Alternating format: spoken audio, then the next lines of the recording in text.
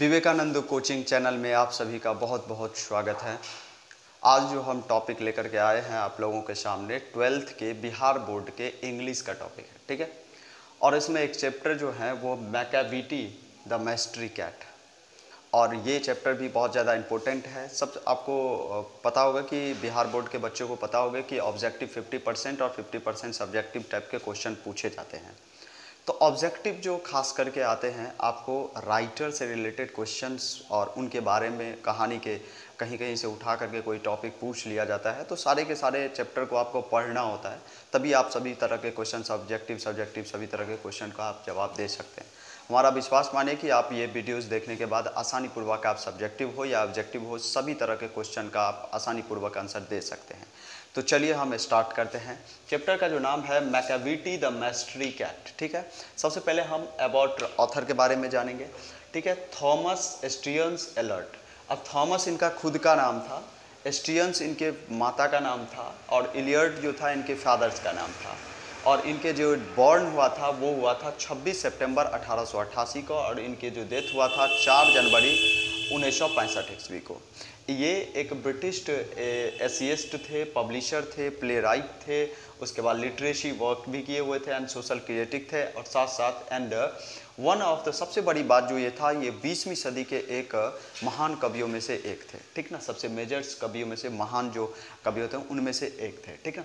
He moved from his native United State to England 1914 at the age of 25, settling working and marrying there. वहीं पे उन्होंने settle हो गया 25 वर्ष की अवस्था में। 1914 ईस्वी में उन्होंने अपने जो नेटिव इनका यूएस था, यूनाइटेड स्टेट, वहाँ से वो सेटल हो गए इंग्लैंड, ठीक है। और ये तब उनकी जो एज था वो 25 था, ठीक है। चलिए, और वहीं पे उन्होंने सेटल हो गए, वहीं पे काम करना स्टार्ट किया, वहीं पे उन्होंने शादी की, ठीक है। तो ये सब चीज़ें हैं। इनके कुछ वर्क्स हैं वो इम्पोर्टेंट है। द वेस्टलैंड 1922 में उन्होंने लिखा था, द होलो मैन ये 1925 में, और फॉर क्वार्टर्स उन्होंने इसे 1943 में, 1943 में। ये चीज़ें याद रखें। He was awarded the Nobel prize in literature in 1948। उनको 1948 में नोबेल प्राइज़ से पुरस्कृत भी किया गया था। तो ये भी चीज़ें याद रखें, बहुत ज़्यादा इंपॉर्टेंट, आपके ऑब्जेक्टिव में पूछा जा सकता है। चलिए अब हम समरी के तरफ आ जाते हैं, और इनमें आपको क्या क्या चीज़ें लिखना है। इनसे आपको ऑब्जेक्टिव ढेर सारे आ जाएंगे, कुछ भी क्वेश्चन पूछ सकते हैं। कभी इनके जन्म के बारे में, कभी इनके मृत्यु, कभी इनका जो मतलब नेटिव कहाँ था, तो यूनाइटेड स्टेट था। ये सेटल कब हो गए, 25 वर्ष की, उस समय उनकी अवस्था कितना था, तो 25 था, ठीक ना। तो ये सब चीज़ें इंग्लैंड में जब वो सेटल हो गए उन समय उनकी अवस्था जो था वो 25 था। तो चलिए अब हम समरी के बारे में जानकारी लेते हैं, प्राप्ति करते हैं। Macavity the mystery cat was written by T S. Eliot, ठीक ना। टी.एस. एलर्ट के द्वारा यह जो है कहानी कविता लिखा गया है, ठीक ना। The poet compose this poems about cat.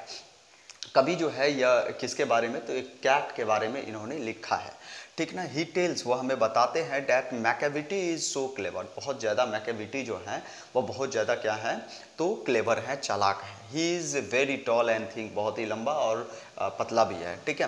His powers of limitations make a fakir stare. कहने का मतलब इनके पास पावर ऑफ लिमिटेशंस का मतलब होता है कि फ़कीर जो हवा को भी हवा में भी कुछ देर तक तैर सकता है, तो उनके पास भी, फ़कीर के पास भी ऐसा पावर्स नहीं है जो इनको कंट्रोल कर सके। इसको हम कहते हैं limitations of power of limitation, ठीक है। चलिए आगे चलते हैं।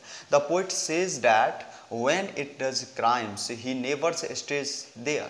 कहने का मतलब कभी कहते हैं that when it does crime, जब कभी भी वह क्राइम करता है, क्या करता है, he never stays there, वह कभी आपको दिखेंगे नहीं वहाँ पे, ठीक है। he cheats everyone, सबको क्या कर लेता है, चीट कर लेता है, but never leaves anything back। जब आप वहाँ पे वापस खुद जाइएगा तो वहाँ पे कुछ भी प्रूव नहीं छोड़ता है। तो इस तरह से वो हमें कभी बताते हैं कि इस तरह के वो मैकाविटी कैट था, ठीक है। आगे चलते हैं। He is not like other cats.